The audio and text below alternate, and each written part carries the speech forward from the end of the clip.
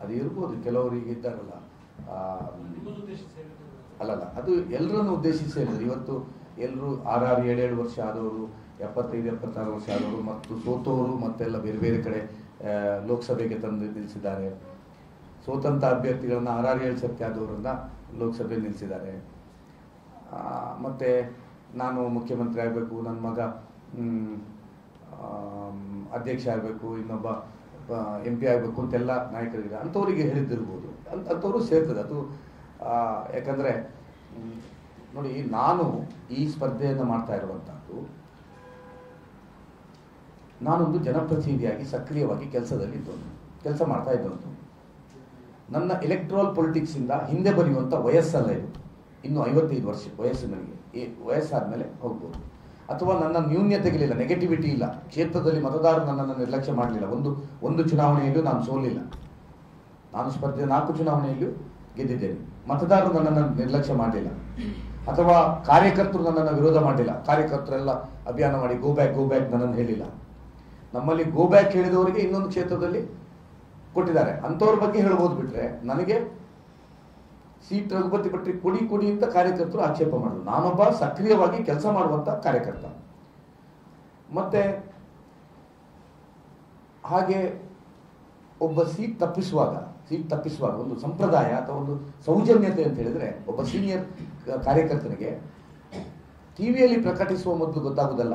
ಒಂದು ನಾಯಕರು ಕರೆದು ಈ ಕಾರಣಕ್ಕೋಸ್ಕರ, ಈ ಸಾಮಾಜಿಕ ನ್ಯಾಯಕ್ಕೋಸ್ಕರ ನೀವು ಕೊಡ್ಲಿಕ್ಕಾಗಲ್ಲ, ನಿಂದೊಂದು ಸಣ್ಣ ಜಾತಿ ಆದ್ರಿಂದ ನಾವು ನಿನಗೆ 3 ಟರ್ಮ್ ಸಾಕು, ನಿನಗೆ ಇನ್ನು ಮೇಲೆ ಒಬ್ಬ ಸಾಮಾನ್ಯ ಕಾರ್ಯಕರ್ತ ಇರು ಅಂತ ಹೇಳಿ ನೀನೇ ಸ್ಪರ್ಧಿಸಬೇಡ ಅಂತ ಹೇಳಿ ಮಾಡಬೇಕು. ಆದರೆ ಕೊನೆಯವರೆಗೆ ಈಗ ಆಗ್ತದೆ ಕೊಡ್ತೇನೆ ಅಂತ ತಿಳ್ಕೊಂಡು 2 ಚುನಾವಣೆಯಲ್ಲಿ ತಪ್ಪಿಸುವಂತಹದ್ದು ಅದು ಒಳ್ಳೆಯ ಲಕ್ಷಣ ಅಲ್ಲ. ಎರಡನೇದು, ಅದು ಹೇಗೆ ಅಧಿಕಾರದ ನಮಗೆ ಇದೆ ಅಂತ ಹೇಳ್ತಾರ, ಅದೇ ತರ ಚುನಾವಣೆಯಲ್ಲಿ ಅಭ್ಯರ್ಥಿಗಳನ್ನ ಆಯ್ಕೆಯಾಗುವಾಗಲೂ ಮಾನದಂಡಗಳನ್ನ ಪಕ್ಷ ಯಾವುದು ಇಟ್ಟಿದೆ ಅಂತಲೂ ಅವರು ಆತ್ಮವಿಮರ್ಶೆ ಮಾಡ್ಕೊಳ್ಬೇಕು. ಪಕ್ಷದಲ್ಲಿ ಸೀನಿಯಾರಿಟಿಯನ್ನು ಬಿಟ್ಟು ಇತ್ತೀಚೆಗೆ ಬಂದ ಅಭ್ಯರ್ಥಿಯನ್ನ, ನಮ್ಮ ಪರಿವಾರದ ವಿರುದ್ಧ ಶಾಂತಿಗಾಗಿ ನಡೆಯಂತೆಲ್ಲ ಮಾಡಿದವರನ್ನ, ಭೌಗೋಳಿಕವಾದಂತಹ ನ್ಯಾಯವನ್ನು ಕೊಡದೆ, ಕರಾವಳಿಯನ್ನು ಸಂಪೂರ್ಣ ಯಾವುದೇ ಪ್ರಾತಿನಿಧ್ಯತೆ ಕೊಡದೆ, ಇವತ್ತು 40 ವರ್ಷದಿಂದ ಕರಂಬಳಿ ಸಂಜು ನಿಲ್ಲುವ ಲಾಗಾಯತಿಂದ ಕರಾವಳಿಗೆ ಒಂದು ಶಿಕ್ಷಕರು ಮೇಲೆ ಪದವೀಧರದ್ದು ಮಲ್ಲಾಡಿಗೆ ಅಂತ ಹೇಳಿ ಅದೆಲ್ಲವನ್ನು ಬಿಟ್ಟು ಇವತ್ತು 2 ಮೇಲೆ ಕೊಟ್ಟಿದ್ದಾರೆ. ಭೌಗೋಳಿಕವಂತ ನ್ಯಾಯ ಕೊಡುವಂತಹದ್ದು ಪಕ್ಷದ ಜವಾಬ್ದಾರಿ.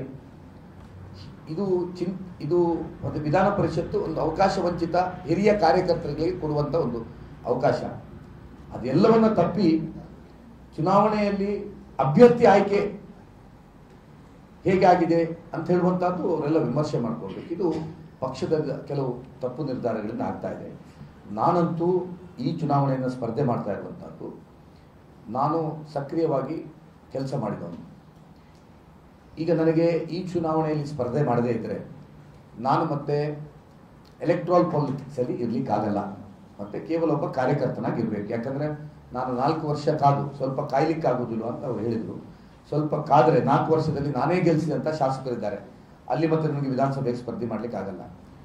ಮತ್ತೆ ಲೋಕಸಭೆ ಆಯ್ದ ಅಂತ ಹೇಳಿ ನಮ್ಮ ಜಾತಿಯ ಕಾರಣಕ್ಕೋಸ್ಕರ, ನಮ್ಮ ಸಣ್ಣ ಓಟು ಅಂತ ಹೇಳೋದು ಕಾರಣಕ್ಕೋಸ್ಕರ ಯಾವುದೇ ಸೀಟ್ ಕೊಡುವುದಿಲ್ಲ. ಮತ್ತೆ ವಿಧಾನಸಭೆಯಿಂದ ವಿಧಾನ ಪರಿಷತ್ತಿಗೆ ಕೊಡ್ತಾರ ಕೇಳಿದ್ರೆ ನಮ್ಮ ಸಣ್ಣ ಜಾತಿ ಅಂತ ಹೇಳುವ ಕಾರಣಕ್ಕೋಸ್ಕರ ನಮ್ಗೆ ಯಾವುದೇ ಕೊಡುವುದಿಲ್ಲ. ನಾನು ಎಲೆಕ್ಟ್ರಲ್ ಪೊಲಿಟಿಕ್ಸಲ್ಲಿ ಆಸಕ್ತಿ ಇರುವಂಥವನು. ಆಲ್ರೆಡಿ 3 ಸರ್ತಿ ಆದವನು, 1 ಸರ್ತಿಯೂ ಸೋಲಿಲ್ಲ. ಮತ್ತು ಇದರಲ್ಲಿ ಚಿಹ್ನೆ ಇಲ್ಲ. ಪಕ್ಷಕ್ಕೆ ಯಾವುದೇ ತೊಂದರೆ ಆಗಲ್ಲ. ಯಾವುದೇ ಸರ್ಕಾರ ರಚನೆ ಆಗುವಂಥ ಚುನಾವಣೆ ಅಲ್ಲ.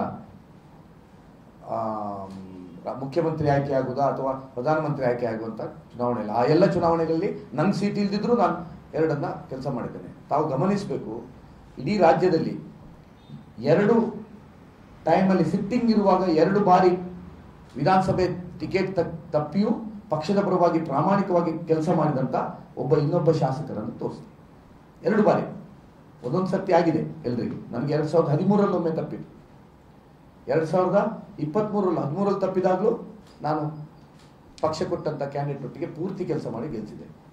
23ರಲ್ಲಿ ಒಂದು ತಪ್ಪಿತ್ತು. ಹಾಗಾಗಿ ನನ್ನ ಹತ್ರ ಪಕ್ಷನಿಷ್ಠೆ ಇದಿದೆ. ಆದರೆ ಇವತ್ತು ಎಲೆಕ್ಟ್ರಲ್ ಪೊಲಿಟಿಕ್ಸು ನಾನು ಜನರ ಕೆಲಸ ಮಾಡುವ ದೃಷ್ಟಿಯಿಂದ ನನಗೆ ಬಹಳ ಅಗತ್ಯವಾದದ್ದು. ಹಾಗಾಗಿ ನಾನು ಪದವೀಧರ ಮತದಾರರನ್ನ ವಿಶ್ವಾಸದಲ್ಲಿಟ್ಟು ನಾನು ಸ್ಪರ್ಧೆ ಮಾಡ್ತಾ ಇದ್ದೇನೆ.